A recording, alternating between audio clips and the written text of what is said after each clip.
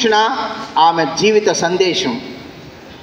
తమిళనాడులో మదురై పట్టణంలో మీనాక్షి అమ్మవారి గుడి ప్రక్కనుంటే ఒక చిన్న సందులో వీధిలో 1916వ సంవత్సరం సెప్టెంబర్ 16వ తేదీన జన్మించినటువంటి ఎంఎస్ సుబ్బలక్ష్మి గారు ఈ దేశం కన్న ముద్దు బిడ్డ. 11వ తేదీ డిసెంబర్ 2004 88 సంవత్సరాలు వయసులో ఆమె పరమాత్మ చెంత కైవల్యం పొందారు. అంటే సహస్ర చంద్ర దర్శనం అయింది. 84 సంవత్సరాలు పూర్తి చేసుకుంటే 1000 పౌర్ణమిని చూసిన వారు. సో అటువంటి మహాతల్లి తల్లి శ్రీమతి షణ్ముఖ వడివు వీణ విద్వాంసురాలు. ఆమె మొదటి గురువు. తండ్రి శ్రీ మధురై సుబ్రహ్మణ్య అయ్యర్ గారు ప్రముఖ అడ్వకేట్ తండ్రి. అన్న శక్తివేల్ మృదంగ విద్వాంసులు. చెల్లెలు వడివాంబాళ్ వైలిన్ విద్వాంసురాలు. అక్క కూతుర్లు ఆమెతో కూడా కలిసి పాడుతుంటారు, మీరు గమనించారు కొన్ని యూట్యూబ్ ఛానల్స్లో. రాధమ్మ విజయమ్మ గాత్ర కళాకారులు. ఇది కుటుంబ నేపథ్యం. సంగీత ప్రపంచంలో సంగీత త్రిమూర్తుల కృతులు, ఇతర వాగ్గేయకారుల అనేక వందల కృతులు ఆకళింపజేసుకొని ఆ సంగీతాన్ని ప్రపంచ దేశ నలుమూలల విశ్వవ్యాప్తి చేసి ఇవి విస్తరింపజేయడానికి అహర్నిశం శ్రమించినటువంటి మహాతల్లి. పరమ పవిత్రమైనటువంటి పుణ్యక్షేత్రాల దర్శన భాగ్యంతో అక్కడి భక్తులను పునీతులను చేశారు. పరమ భక్త వాగ్గేయకారుల కృతులను సంగీత వ్యాప్తికి ఎంతో కృషి చేశారు.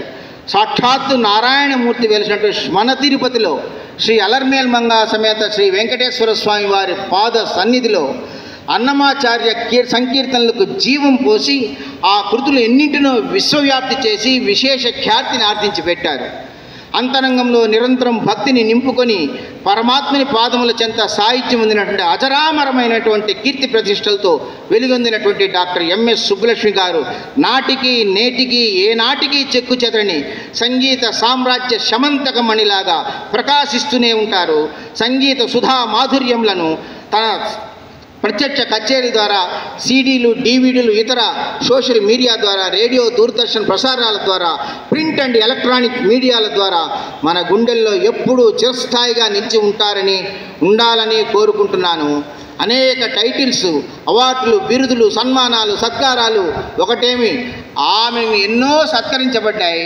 కానీ ఆమెను సత్కరించబడిన వలన ఆ బిరుదులు గౌరవింపబడ్డాయి. పద్మవిభూషణ్ అంటారు, భారతరత్న, అవి గౌరవింపబడినాయి. ఎంఎస్ఎంకు ఆ స్థాయికి మీరంతా రావాలి స్టూడెంట్స్. అందుకని ఈ విషయం చెప్తుంది. ఏమో ఎవరిలో ఏం దాగి ఉందో, ఎంత విద్య దాగిందో అంత స్థాయికి అంటే మనసులో ఎంఎస్ఎం లాగా నేను బాగా పాడాలా అని మనసులోకి రావాలి.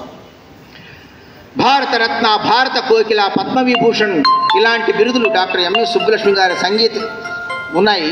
సంగీత కచేరీలో ఏ విధంగా సరస్వతీ స్వరూపమో అదేవిధంగా ఆమె నిత్య జీవితంలో పరమ శాంతమూర్తిగా లక్ష్మీ కళతో ఉట్టిపడుతూ విరాజిల్లుతారు.